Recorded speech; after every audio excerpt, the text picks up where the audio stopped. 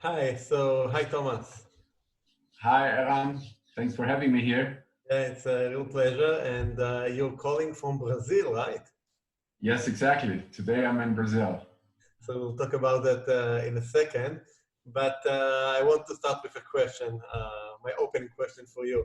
What makes you get up in the morning? Um, Basically, to leave a better word for my daughter. Once you become a father and you have kids, priorities change completely. And uh, you do things for the next generation, for my daughter. Good. So you have a very strong reason to do that. Yes, I do. So welcome again, and I'd love you to introduce yourself and your work. So who is Thomas? What do you do? Well, I like to say that I'm the father of Gabriela and husband of Anna Maria.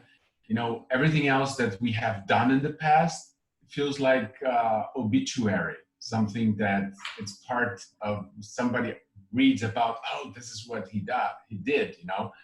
And from here forward, what I do is I lead a organization called Conscious Business Journey, which purpose is to accelerate the transformation towards a more conscious business ecosystem. And we are started to spread in 5 countries already. So very excited about this challenge, and it has all to do with my personal purpose. So you've been very active in the whole conscious capitalism movement in the last few years. So maybe you can just take us through that. How do you came to it? It's a very interesting thing how I got into conscious capitalism, because a quick history of my professional life. I did work for corporations for 10 years. So you had all that infrastructure support to help you do your job. Then I moved to the US, worked for 20 different countries on a consulting firm where you told actually people what they have to do. And then when my daughter was born, I moved back to Brazil to be closer to the family so she could grow up with a family. And I started my own businesses. So I started a food traceability company, and that's the time where you actually do everything. You're a one-man show, you have to do everything. And that's what exactly when I got in touch with conscious capitalism. I thought our service could be sold to Whole Foods, and I looked for the owner. I discovered John Mackey, and the first thing was like, conscious capitalism, what is this? So I want to talk to the guy. I need to learn what he's writing about. And I discovered at that moment, when I finished reading this, that I was an unconscious conscious capitalist. Because everything he was writing there, we were actually applying on our company without knowing that was a framework, a structure. So that's when I first discovered conscious capitalism, and that was a CEO summit in California at the time in 2010. And I invited myself, I managed to go in, and I met 80 amazing CEOs, Howard Schultz from Starbucks, Kip Tyndall from Container Store, John Mackey in person, Doug Rao from the Trader Joe's, and so many other amazing people. And that was my first interaction, my contact, and I got so excited that what we were doing intuitively had a framework that could help us stick to the plan. So maybe give us some an explanation. What is conscious capitalism? Some people say it's a philosophy. I think it's going back to the essence of business is all about. Everybody who starts a business, they start to make something better. Nobody starts to make more of the same, because you have very little chance to compete in the market. So you start with the idea, I can do this product better, I can do this service better, I can make my life better. Or even the most altruistic business leaders, they say, we can make the world a better place. Right. Then you have businesses like you started Waze and all other businesses like this that make the world a better place. So that's the philosophy behind conscious capitalism, is going back to the essence, what business is all about. It's to make life better. But if we go back to the early days of business and capitalism, it was mostly about let's make money. Yes. So this is some complete different approach to business. It is, but the fact that in the past, we came for thousands and thousands of years of poverty. We were illiterate, we didn't know how to read, to write, we lived only 30 years. So people, when start making money, what they wanted to do, they started accumulating. And they wanted to hold to that money because say, well, I don't want anything, I want my kids to have enough. I want my grandkids to have enough.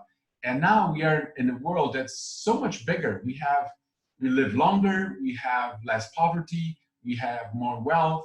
If you think about our generation, our parents at our age, they had less information, less health, less knowledge, less food, less logistics, less mobility, less of everything than what we have today. And our kids, when they reach our age, they will have even more than what we have access to.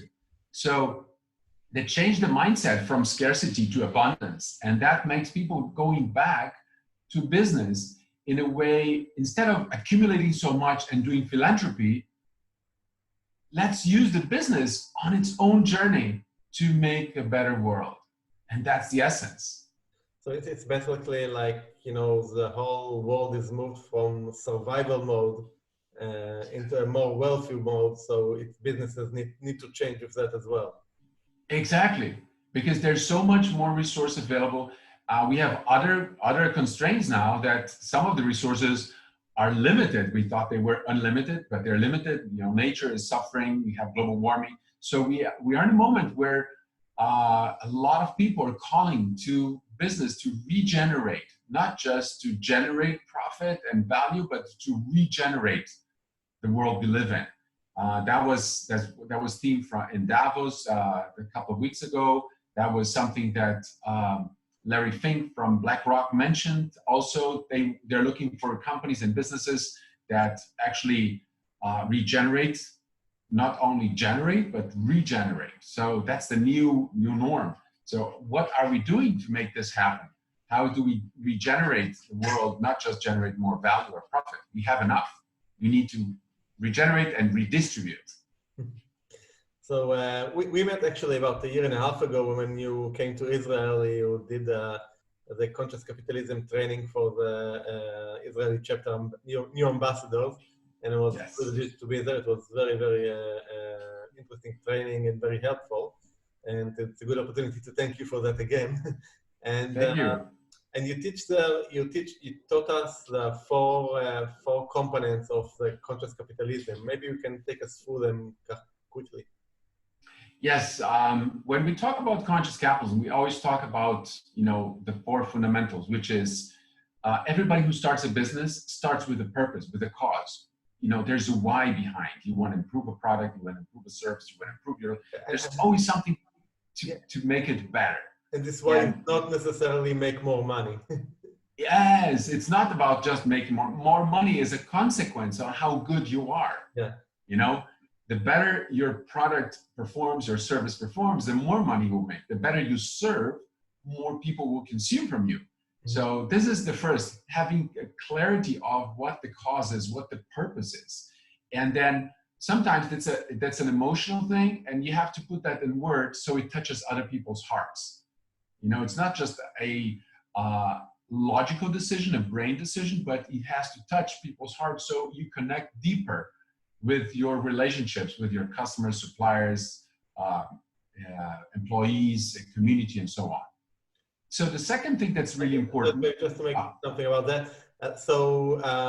You said something, I think, which is very important, that it's not only logic, it also needs to touch someone in the heart. And I think that this is something that you cannot fake. No. Because, you can, some organizations, we know them, they say they have all this, great words. They are very well crafted. They are very, very well designed, but it's not really connected to the heart of anyone. You don't really feel that from the company. It's like it's completely just a statement. Exactly, and you can feel that when it's fake, when the words are not connected to the actions, to the decisions the company made. Mm-hmm. So you go, sometimes I stay in a hotel and there's a nice sign on the bathroom, save a towel and we save water, we will be environmental friendly, but then everything else in the hotel doesn't match that message of being environmental friendly because they have plastic cups, they have other stuff, which is cheaper. So what they're trying to do is they're saving money. They don't have that in their DNA. So it's not a purpose proposition, it's just a cost-saving proposition, so people don't trust you. Yeah, and I think people can feel when it's fake. Yes. Yeah. Okay. So the second fundamental is the stakeholder integration. So everybody needs to win. That the time where, I maximize the profit for my shareholder is over. That Milton Friedman, message of, business exists to generate profits for shareholders is no longer valid. We had last year, the Business Roundtable, 183 CEOs signed a manifesto saying that we need to focus on all the stakeholders. We had now in Davos even bringing up a new concept, stakeholder capitalism. So we need to focus on generating value to all stakeholders. And what we discovered that focusing on optimizing stakeholder value, we generate more profit than just maximizing profit. So that's, it's almost contradictory. So if you take care of everyone, you generate more profit than just caring for one. Yeah. Okay. So that's and you said I think a good thing maybe to talk about. You said the stakeholders rather than shareholders. Yes. So maybe you can just explain what stakeholders mean rather to shareholders. Good. I think that's important. Stakeholders, when we talk about stakeholders, we want to mean that we're talking about everyone, entity, organization, or person affected or interacted with our business, or is even affected. So when you think about this, you have customers, you have employees, you have shareholders, you have suppliers, you have the community, you have the government, and you have the environment. Because our business affects the environment. We don't have any interaction. The environment has no representative. Environment just collapses. Global warming is a collapse of an issue that is accumulating over years. For instance, in Sao Paulo, it's a large city with 20 million people. We have a drought so strong that we had drinking water, only for 2 days a week. So you had to select if you take a shower, flush the toilet, wash your dishes, wash your clothes, brush your teeth. How are you going to use the water? So today, I still have a shower. I turn on the shower, get wet, turn it off, wash myself, turn it off, on again, take the soap off and turn it off. So it's not a continuous shower anymore, because once you go through a crisis like this, you change your behavior. Yeah. So this is, how do we deal with the stakeholders is how we deal with each one of them, not only the shareholder, the one that invests, that one is important, but every single one wants to perceive some benefit out of that relationship, not just a transaction. Okay. So we had higher purpose, we had the stakeholders. The next one, it's culture, the responsible culture. How do you create a culture that actually leverages your purpose? How do you create a culture that actually makes everyone work in favor of that greater cause you represent? So culture is basically a collective behavior in favor of something. So if you have great, strong values that leverage your purpose, if you have rituals that celebrate the successes and the achievements of your organization and the community and the stakeholders and, employees, customers, shareholders, everyone, that basically strengthens the idea or the cause you represent, your purpose. So ultimately what we want is to have everybody engaged from their heart, not just from their mind, and defend your purpose, defend your cause, defend your business, defend your product, your service. That makes a whole difference. That creates the ecosystem where everybody works together in favor of the same ideal. So, okay. The third fundamental. Yeah. The fourth fundamental is leadership. And we usually talk about this as a last one, but it always starts with leadership. You need a servant leadership, people that will actually serve the cause, serve the purpose. What happens most of the companies, they get so much pressure from shareholders, from people who invest in the business, that the leaders start focusing on short-term gain or short-term financial result. Then that becomes a vicious circle. The same thing is, if a leader focuses only on the ego, say, oh, look, I'm the president of this company, I'm the best, I'm the greatest, so that's the ego approach instead of the ecosystem approach. The more you care of your ecosystem, the stronger you get. The more you care about yourself, you make everybody follow you, caring about themselves too. So you get an ego-based organization instead of organization based on purpose, on the ecosystem. So as we talk about leadership, it all has to start with the leader, with the agenda. It has to be a leadership priority, and everybody else has to behave in favor of all those other three elements. Because whatever the leader behaves, that's the message he's sending. It's not a verbal message, it's a behavior message, and people will behave the same way. Right. So I think when people listen to what you're describing here, it's all makes perfect sense. And I don't think we will find anyone that says, no, I don't want this. I believe everyone will say, yes, we do. But as you just said, there's a big difference between understanding or saying this thing and actually behaving like that. Maybe you can give us a few examples of companies, real life companies and situations where we can see these principles actually implemented in real life. I'm going to give you, there's one business, it's called Avanti. They have operations in Brazil and Israel, just to actually bring that connection into this conversation. Since I'm in Brazil, you're in Israel. Right. I'll just add that Erez Yerushalmi, which works for Avanti, was interviewed in this podcast a couple of episodes before. So great. Good connection. Yeah, and he was part of the program as well, so the Conscious Capitalism program. So that's very important. He shared some of the experience. So Bernardo, who is the CEO and founder of Avanti, he had a practice in Brazil. So at the end of the year, they work with microcredit. So he has people all over the country in very poor areas where they can benefit from the microcredit. So we'll make other people's life better.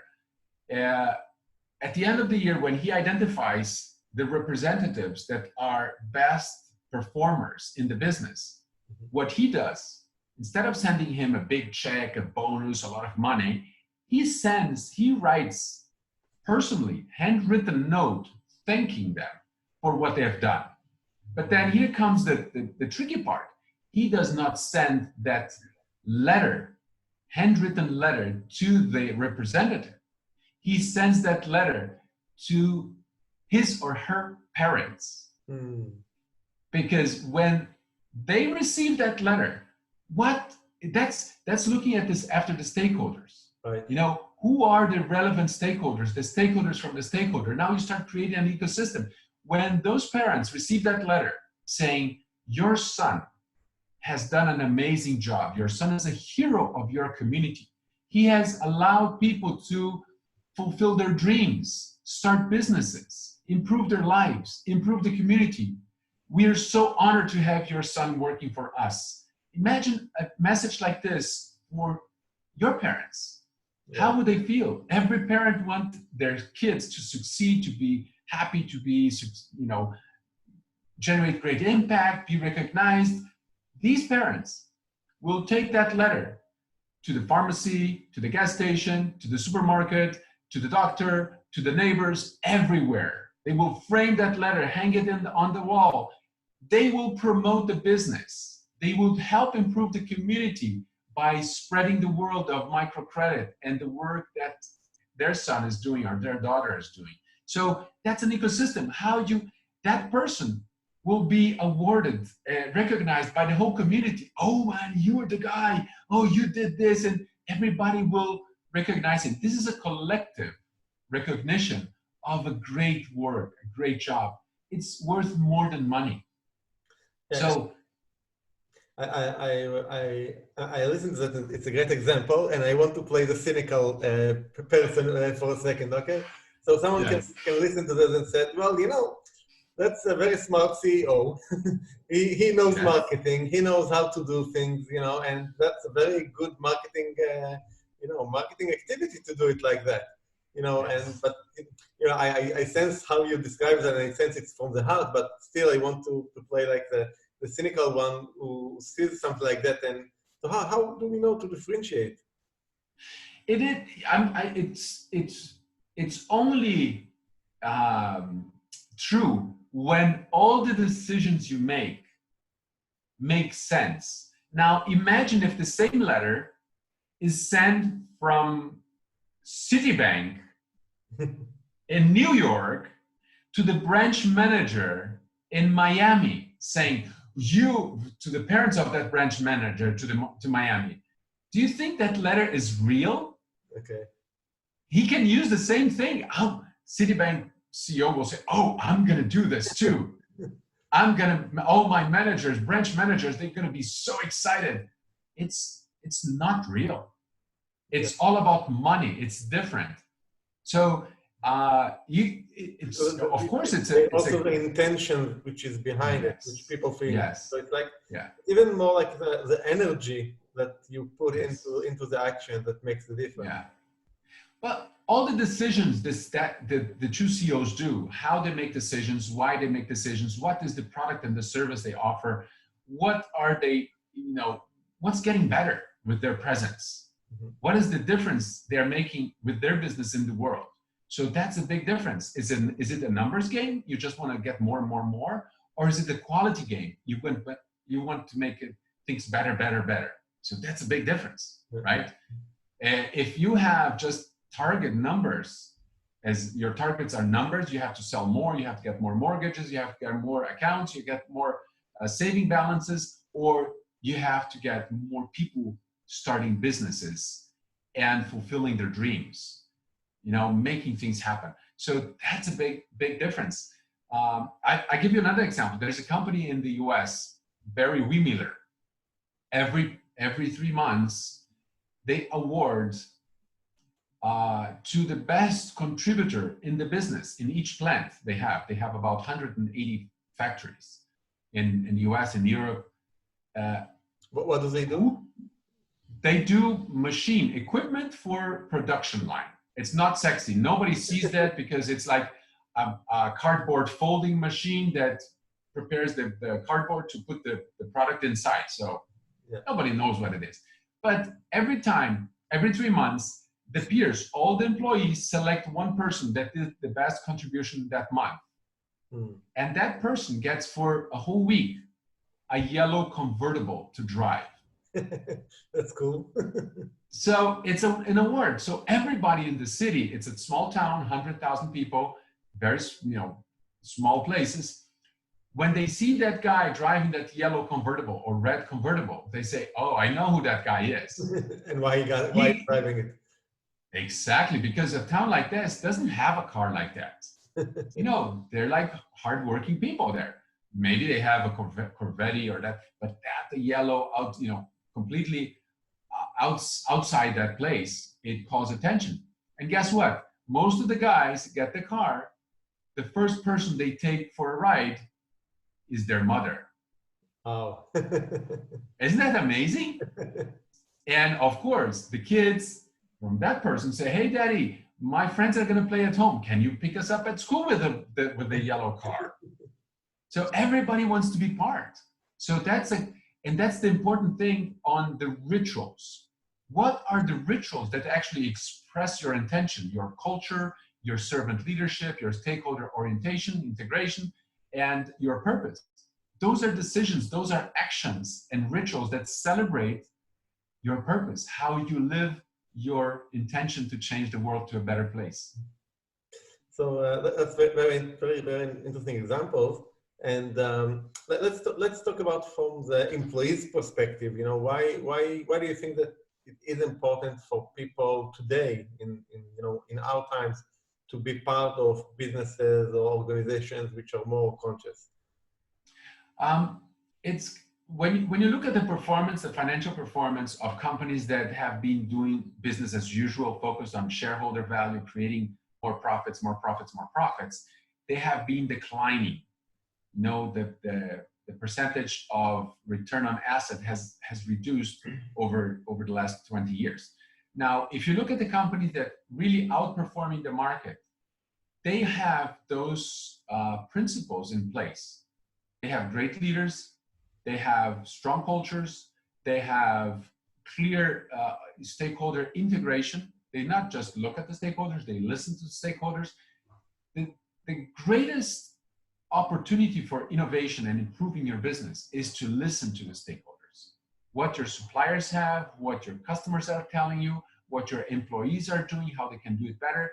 The more you listen, the more integrated they are, the more sessions or rituals you have with each one of those groups, the stronger you can get. And this is what building an ecosystem. Everybody's part of that. So if only you win, at some point, the relationship with one or two or three stakeholders might deteriorate. And if we think about real life and examples like Monopoly game, the Monopoly game is something that we have been playing on business. The objective of Monopoly is to take people to bankruptcy and being the last one standing with all the money. It's a classic win-lose game. Yes. And if you think about large companies, they pay their suppliers in 120 days. How can a large company pay a small supplier so long? They put in risk, that's a financial bankruptcy. Right. When a company promotes Black Friday, that is trying to make you buy something that you don't need. Right. It's moral bankruptcy. Some companies don't tell the employees what they have to do, what the company's doing, where we're going. So there's emotional bankruptcy. I'm afraid of my company. Maybe I can be fired tomorrow. Mm-hmm. So there's a lot of bankruptcy going on in this system. Yeah. So, and the amazing thing is, again, in Israel, a partnership we have with FreshBiz. FreshBiz is a redesign of Monopoly for the new economy. How do you play a game different? Yeah. How do you play a business game? And how you perceive yourself playing the old game and the new game? Are you collaborative? Are you leading in change? Are you influencing, or are you commanding and control? So that's all in that game. It's amazing because that's basically the introduction to the program on conscious capitalism I deliver. Yeah. And I just want to say, last week I interviewed Ronen Gaffney, so he's also going to be an episode in this podcast with him. Perfect. So what if an organization is going to implement this philosophy, what would be like the immediate benefits that they think you can witness in such organization? Depending on the size of the organization, if it's a small organization, a startup, it will help the organization actually stick to the plan, help them make the right decision. So every time you make a decision, go back and read your purpose. What's my purpose? Does that decision advance my purpose or deviate from my purpose? So small organizations, that's the immediate benefit. Focus on what your heart brought you up to start, and make that clear for everyone in the organization. So we make decisions based on purpose, and that's how we move forward. That's how we avoid the ego part to actually take over, or the short-term gain take over. Because if I get one short-term gain this month, I need another one tomorrow to cover this gap. And it just gets bigger and bigger, and all of a sudden we're just doing some other kind of business. The second thing that's really important, I like to say there are three things guaranteed in life. First of all, we still die. There's nothing that everybody's working on, so we're not going to die. At some point, the person who's going to live 300 years is already born, but at some point we will die. Yeah. Second thing is, we have to pay taxes. We will pay taxes. There's no way we don't pay taxes. And the third thing I like to add is, we will go to another crisis. Right. There's not going to be a world with no crisis. Crises are a process of adjusting the the economy, the infrastructure adjusting, the world we live. The cycle of life, basically. Yes. So to go through the next crisis, if you have clear implementation of the conscious capitalism fundamentals, it will be easier. Because what it does is we don't focus only on money, we focus on value generation. So financial value, emotional value, social value, environmental value, a lot of different values. And those values, they're not financial, but they're potential energy that when released, they convert into financial energy. So what do I mean by that? Every company that goes through a crisis, when you look at the performance of the conscious business companies, they outperform mostly after the crisis. Because when the customers can buy more, they go and buy more from you. When the supplier has an idea, they will offer first to you as a conscious company. Everybody, the community will serve better your organization, because if you protect, if you serve, if you take care of your stakeholders, when they can, they give it back by buying more, generating more ideas, being more efficient. Everything contributes for you instead of the other ones that they just took from you. Yeah. Powerful, right? Yeah. So what do you think would be like the most important thing for a company to understand in order to apply it in its day-to-day? What would be, where do they start with, Yeah, the start has always to do with where did we as a business start? How was the world when we started what we started? If you think about Coca-Cola, I'm going to go for a big example here. Are they conscious? Maybe. They do great stuff on sustainability. Yes, they do. Is their product conscious? Not really. Not really, right? But let's go back when they started. What was Coca-Cola? It was a medicine. Right. Was something to take care of you, to heal you, to improve you.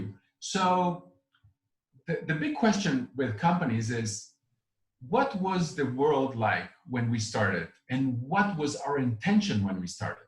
And now from that intention, we look at the world today and how we update this intention to serve the world better today. So that's when we think about where do we start where we started. We started where the business started, what the world was, what the intention of the founders was. Sometimes the founders are there, sometimes you have only history, sometimes you have, the presence of the next generation of the founders, they understand. So that's where we have to go back and start digging and, diving to recover the essence of the business. That's recovering the essence of the business, the fundamental intention of that business creation. Yeah. And you gave the Coca-Cola as an example, and I think that, and I'm sure everyone will agree that the main products are not that conscious or healthy. Yes. But I think that, companies like Coca-Cola do understand that, and they're trying to shift to develop new products that are more conscious, if you like, yes. Today. And so they're starting to shift it. And I think that, one of the I think profound understanding that I had during the training that you delivered in Israel is that before that I thought that you can either be conscious capitalism or not. It's like a 0 or 1 game.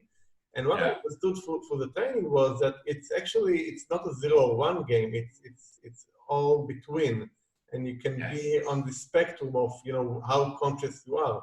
So you can become more conscious than you were before. How do you see that? Oh, let's go back to Coca-Cola. They understand that they have a strong brand, but the product itself might have not a long future. Mm-hmm. So they're investing in tea, they're investing in juices, they're investing in healthier alternatives. Right. Because for now, they still have the financial capacity to react and to get ready for the new future that's emerging.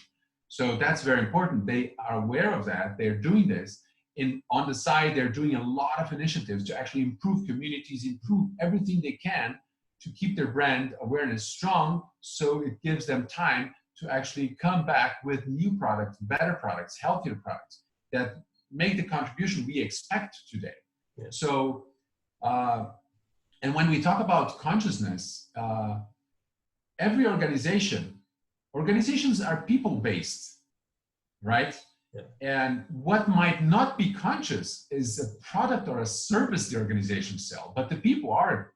And every company can be saved, every company has a path.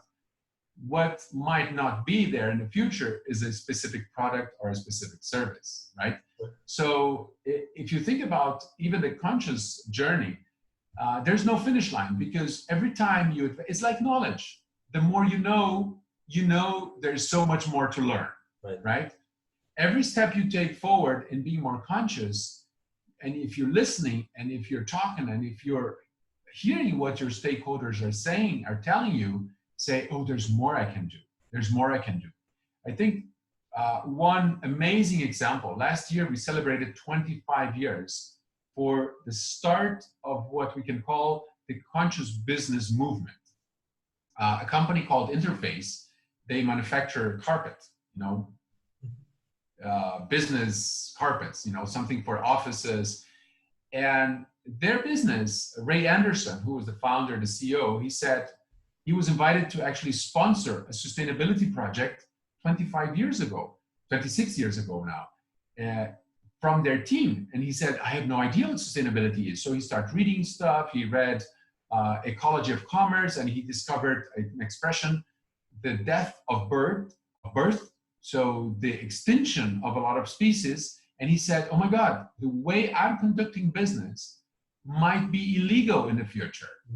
I'm just extracting from the system and not giving anything back. So he decided that at that point, 26 years ago, that their business was going to be carbon neutral by 2020. Unfortunately, he passed away, a couple of years ago, but they reached carbon neutral by 2019, last year. So it was an amazing celebration for that 25-year movement, 25-year anniversary of the conscious business movement, because this guy started the first initiative in the world to make a company carbon neutral. And so what happens is that now they're going to be carbon positive in a product that's oil-based. How can you be carbon neutral on a product that's oil-based? So it's hard, but they managed to do that. So it is very exciting to see a company like that started 25 years ago with very little support. Nothing was available. Today, again, we have 25 years later, we have more things available, support, ideas, technology, to make that happen faster. That's amazing. Right? So when you started, getting more involved in the conscious capitalism movement, what the changes that you saw, when going into companies and implementing them? How do you saw those companies changing? You're doing a lot of consulting work, right, in companies. So, how do we see that evolving? It's interesting because the people are thirsty for this. They're hungry for something like this. And as soon as the CEOs start talking about it, I've been on companies that they decided to have no financial targets anymore.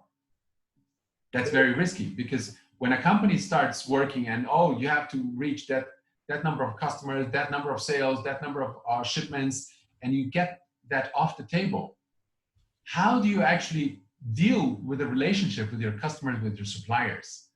How do you measure performance? But ultimately what we discovered is that the financial performance has improved as they got rid of the metrics, the financial targets. But there was a whole work before that. They were clear with the purpose. They start making decisions that are aligned with the purpose. They create a strong culture of caring about people. So even a financial institution, I was and one of these companies that I did work as a financial institution. You always think about, oh my God, financial institution. They're always going to be driven by numbers. And so going through the program with them, they asked me, so how do I care? Give me an example. How can I care? Say, I asked them, do you have kids? Yes. Imagine there's the final match of the European soccer game, you know, the UEFA Cup. And your kid is there, your wife just left, and you're alone, and you want to watch the game, and you know your kid's going to be jumping all over you because you're working all the week. All of a sudden, the game starts, and your kid doesn't show up. Say, great. You go in the room, say, oh, great, he has fever, so he's going to be quiet all afternoon. I can't watch the game. So is that how you do it? I said, no, of course not. At first, I call my wife to know what I have to do. That's the point. So you call your wife, or you call the pediatrician, you call your mother, you call somebody to get help, or you just know yourself what you do. Because if you don't do that now, it could be a pneumonia in a couple of days, or get even worse. So what is the fever of your customer? If they go, if their bank account goes negative, you're going to make more interest because that has a lot of interest. You have a penalty you charge to your customer and all that. But that could be just a fever. Maybe a payment from a client didn't come in. Maybe he had to spend more. Maybe he was traveling. Maybe he didn't move some cash into this account. So what's happening? If you call your customer and say, you know, you need help, you need a short-term credit, you need a loan, instead of paying higher interest for a negative balance, you help them pay less interest. So that's caring for your customer. So once you start caring, they come back for you to ask for more help because they know you care. It's like counterintuitive, you know. It's like, it is, because that means I'm going to make less money. My financial result is going to be lower because less people are are on a negative balance on their account and paying higher interest. They will pay lower interest. But remember, making money out of the failure is worse because that can end. Right. As opposed to making money out of a real transaction, a caring transaction. Mm-hmm. So just selling more on Black Friday and making better results because you loaded the market with stuff that you don't need and people don't need just because the discount is big, doesn't make you feel better, doesn't make you more sustainable, doesn't make the system better. So you're making money out of a system problem, a systematic. If I failed on my planning and I produced too many flat screen TV of one size, I'm just going to drop the price and sell them to the market. It's not going to help us. Yeah. So you're currently in Brazil, and you were also you created the local conscious capitalism chapter in Brazil. Yes. So how this start? So when I came back in 2010 from the US, I was speaking a different language. People didn't understand me. So in 2011, there was another Brazilian guy, and we joined forces and we launched the chapter after 2 years of discussion and gathering people and connecting people. Finally, we managed a group of people. And that's when we launched the chapter in Brazil. And I was general manager for the chapter for 3 years. And people started asking me to talk, and I did a TED Talk, which is very popular in Latin America. And ultimately, people started asking me, say, okay, I like what you say, but help me implement this. So I developed a training program for this. And then people asked for a book. So I wrote a book about fundamentals of conscious capitalism. So people can actually go through the training or buy the book and do it themselves. It's a very interactive book with links to the internet, so you can watch videos, you can watch other content. As you move along, you do your exercises, you practice. So very practical. We'll talk about it in a second. Yes. So see, that was the next step. So that was how I actually started the movement in Brazil and made it. The movement in Brazil is one of the strongest. We have, I think, 20,000 followers on Facebook or on internet. The United States, the global movement has 25,000, so we're very close to them.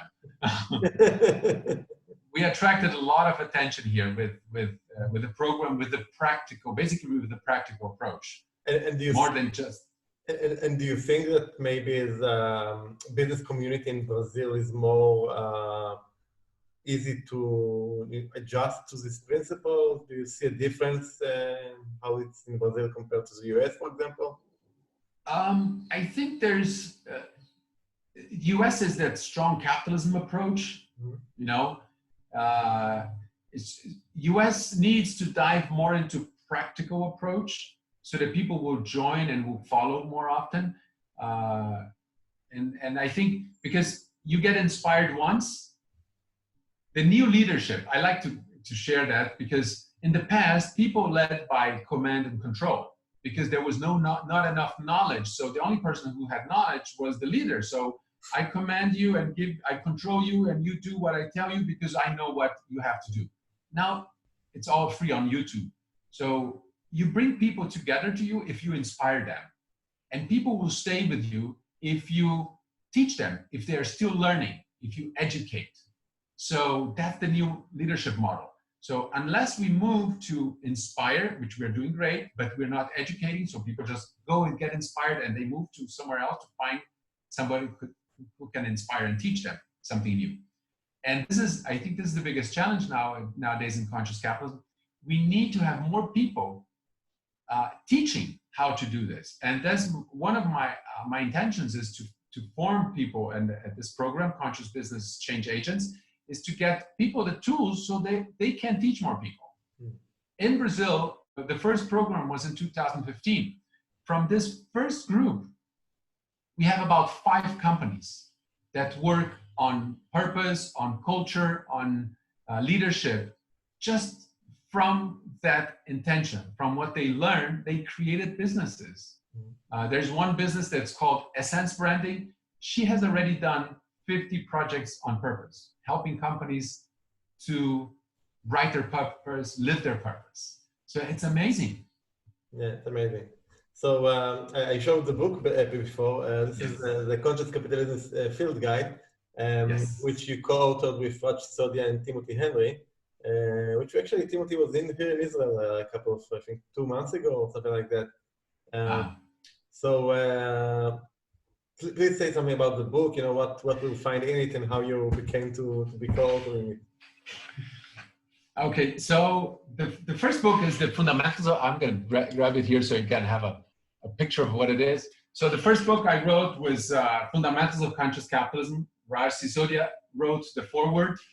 And the funny thing is I asked Raj, I showed the book to Raj over Skype and he said, how did you do this? I say, well, people asked me, I had a program, they asked me, we put the program in writing. Oh, that's amazing. So I asked him for the foreword, he wrote the foreword. And then when he sent it to me, he said, hey, can you record something now? Because at the end of the foreword on this book, what we have is a QR code where you can actually listen. So this is the end of the Raj foreword. And there's a QR code where you scan it with your cell phone and you hear and listen to Raj talking about the movement. Yeah. So that's very powerful. That's a different approach for writing a book. And I told Raj, my next step was to translate it into Spanish, into English, and make this a bigger tool. 3 months later, he said, you know, Harvard invited us to write a practical guide on conscious capitalism. Do you want to join us? Like, well, I'm in, let's go. So 2016, we released the Fundamentals of Conscious Capitalism. And then 17, we spent the whole year writing the book. And 2018, the book was released in the US. So that was and at the same time, what we did was Conscious Business Activator. It's a small book that gives us four questions to help people act on what do I have to do? Say, let's say purpose. What's the purpose of your business? You have 3 answers. First answer is, well, we focus only on financial targets. Yeah, we have a purpose, but it's not written. That's the second answer. Yes, we have a written purpose, but we are not leveraging it. Depending on the answer you pick, we suggest 3 actions for you to start evolving to the next level on purpose. So on stakeholder, on culture, on leadership. So that's one thing that helps us go straight to the right place on the field guide to use this. And this is a project we're doing now to translate the activator into Hebrew, with Conscious Capitalism Israel. So we should have that too in Israel and Hebrew also to help you guys, activate more companies. Yeah, that would be amazing. And also the Activator website, which will add a link in the website of this episode as well. So anyone who's listening and wants links to all the books that Tomaass, that you mentioned, and the Activator website, we'll have them all there. And one important thing is, if somebody's interested in the first chapter in the foreword of the field guide, Conscious Capitalism Field Guide, it's free on the website as well. We add it at the end at ccfieldguide.com. People can download it there, and it's in English, Spanish, Portuguese, I think German. Not in Hebrew yet. We'll get it. Yeah. The Hebrew version of the Conscious Capitalism book is being translated these days, so hopefully it will be not too long. That's good. What did you see as the most common challenges that organizations are facing when trying to implement, these principles? I think I mentioned them before. Is when we decide to go for a short-term gain, short-term financial results, what happens is that we create a gap in our organization, in our financial planning, that it makes us go after the next short-term result for the next quarter, next month, or next period. And it creates basically a vicious circle of just focusing on the short term, because, we got something quickly here, let's keep doing this, instead of focusing on purpose, on long term, on value creation. So this is one of the biggest risks. If you're not aware of this, and if you don't have your purpose clear, you start making decision for short-term gain. The second one, which I think it's very important, is when leadership starts being exposed, and that affects their ego. Say, oh my God, I'm the best, I'm the greatest, I'm this, I'm that. So if you look at the leaders of the companies that are really strong, that are conscious capitalism based, they're very humble leaders. They're very quiet. They're served. They're not in the media all the time. Right. There are people that don't need to go to, although we should have them more often in the media, because that's a way to actually promote what we do and that philosophy. But they're not, because they don't do it for advertising. They do it for the business, for the cause they represent. So those are the two things: short-term gain and ego. Don't think about the ecosystem. Think about the ecosystem. That's good. Do you think that there are organizations that you can look at them and say, well, let's not waste our time with them. A conscious capitalism is just not for them? Do you think that this? No. I think every organization, they might have problems with their product, not with their organization. The people that are there, they're all part of the humankind. Yeah. They are exposed to the same needs. So what they hope is that company that they served for so long could actually come up with better things, better products, better, serve better humanity. Because imagine any organization that's large enough, how to actually move from a bad product to a better product. As you have a network, you have infrastructure, you have all that, you have the people. People just want to be there, not just for their pockets and for their minds, but for their hearts as well. And we talked so far a lot about, big organizations and corporations, and that's what mostly conscious capitalism is focused about. But I know that this podcast is being heard by a lot of business owners who are like small business owners and entrepreneurs. How this applies to them? If I'm a small business owner, maybe it's only myself or myself with a couple of more people, how this apply and which of the principles are more important to focus on than rather the others? I think if the business owner is ready, they believe that that's the way to move forward and they want to keep on track. The first thing is, what was the intention for them to create a business? What was the emotional intention? Say, I want to make my life better. So how you translate that and how you behave to make everyone's life better, my family, because your family starts expanding as your business becomes your family too, because that's what makes you and your family live better. So how you take care of them, the same way you take care of your family. Being very simple, not looking at the product or service. So my suggestion is for every small business owner, startup, say, make sure you understand the environment you're starting and the reason why you started the business. Make that clear, make that and put that in writing so that everybody that joins you understands what you stand for. Ultimately, it's not what you sell or what you do, it's what you stand for.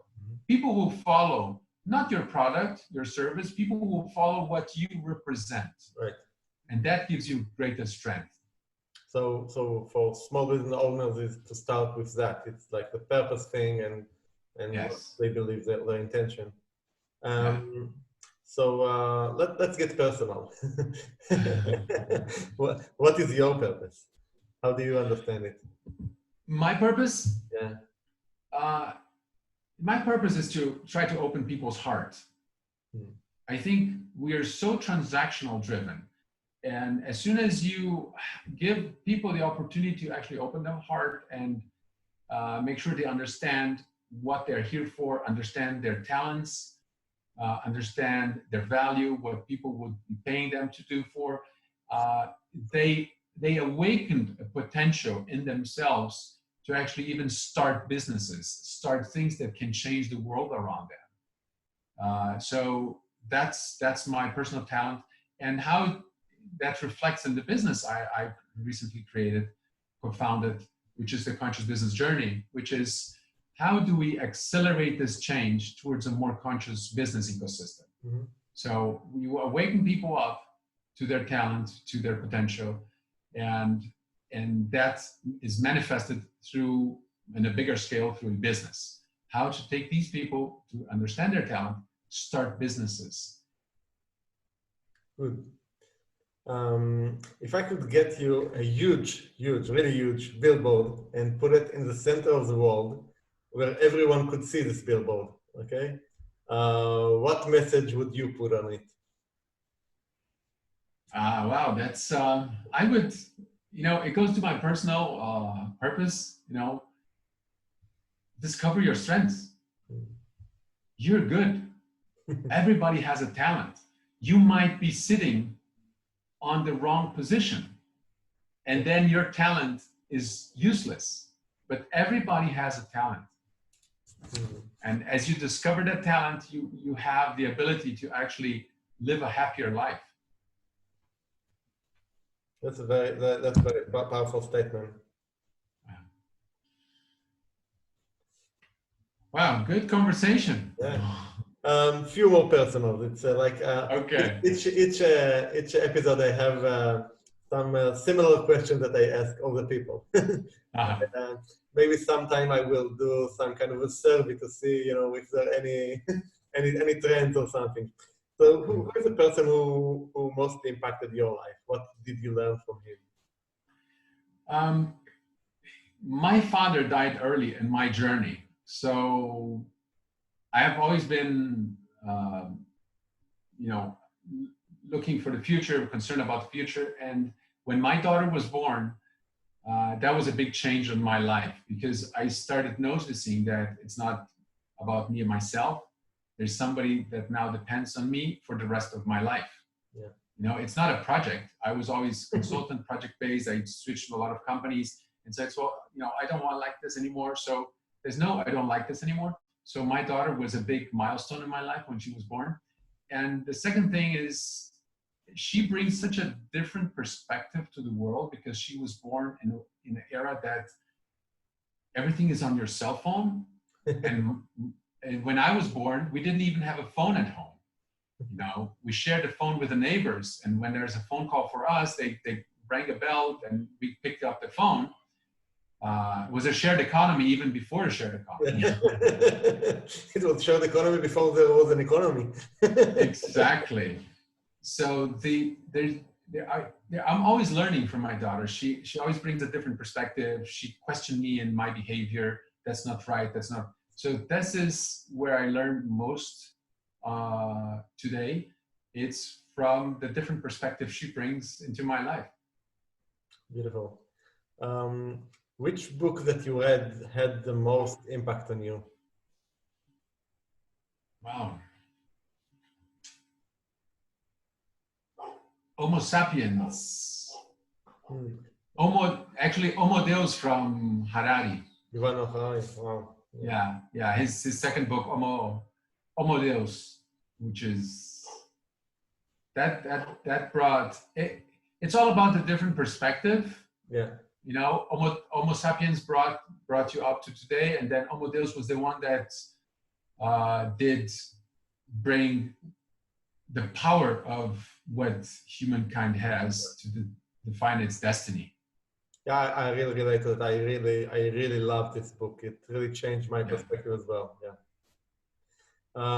Where do you get your inspiration today? What are your inspiration sources? I'm a really curious person, so I always picking up magazines that I would never pick up on a magazine store. Watch things on TV that are not on my target content. So always looking at things that are very different from what I do. This is something that actually brings me new perspective. So curiosity has been my source of inspiration. Being curious, being listening and hearing, always not more of the same, but what are the others saying? Say, if I follow this party, what is the other side saying? Why they're saying this? You know, what's behind that? Yeah. And it gives you a lot of insights on new perspectives, which is what my daughter does a lot. If you could today go back in history, you know, and meet the young Tomás, which was just starting his business, what advice would you give him? Well, my purpose is why are you creating this business? What is the challenge? You know, what's the reason behind? What's the cause you're embracing when you're starting this business?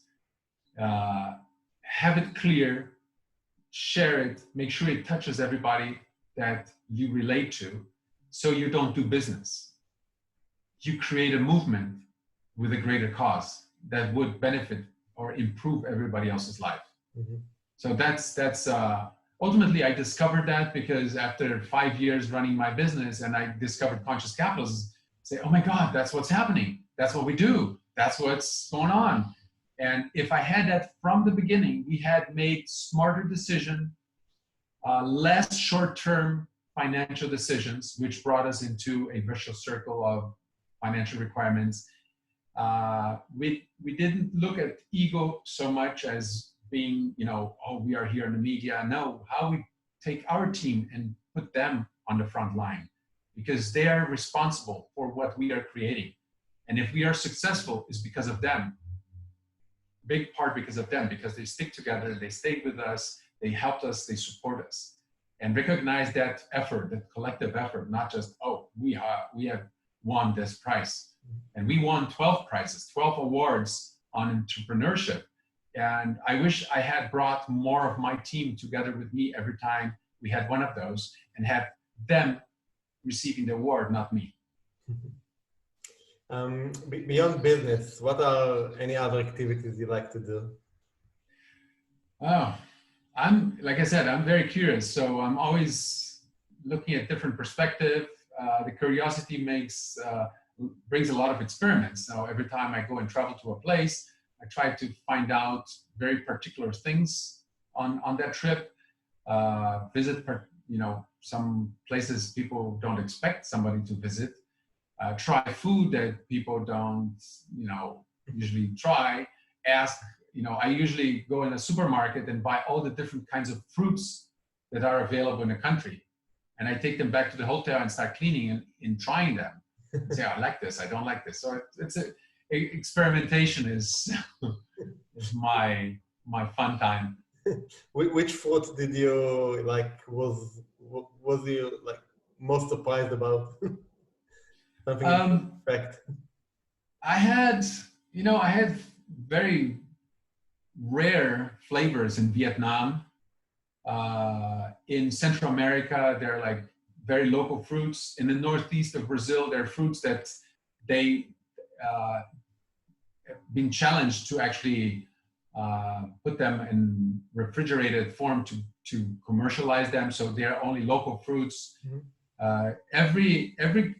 Most of the fruits that are more exotic are from tropical places. Right. Because they just discover things that people never ate before. So, oh, we're eating here. There's a tomato that grows on a tree, but it doesn't taste like a tomato. It looks like one, but it doesn't look. But it's a fruit. And so it's amazing. So those I have good memories from Vietnam, from northeast of Brazil, and from Central America. Cool. What would be your next big thing? Oh, my next big thing.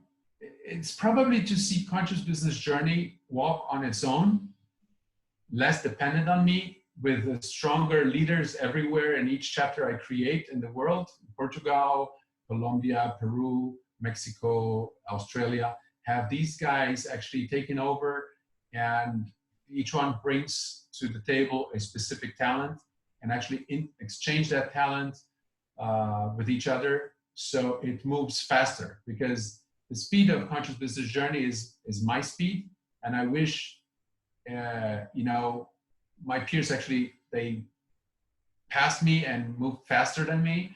So we would be making faster progress on the purpose. Cool. Well, Thomas, that was been really, really fun and very interesting. I want to thank you for your time. Anything else you wanted to add that I didn't ask you? No, I just want to appreciate your curiosity and bringing me the subject up.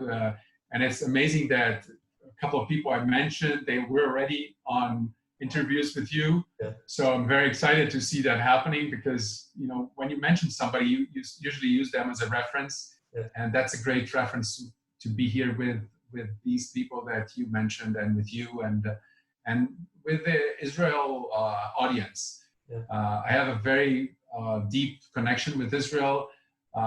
Was where the whole idea of Conscious Business Journey started, and we're coming back to Israel this year for another session on conscious capitalism. So hopefully be happy to see you here again, and we'll be in touch. Thank you so much. Thank you, Aaron. Thank you for your interest and sharing this. Thank you.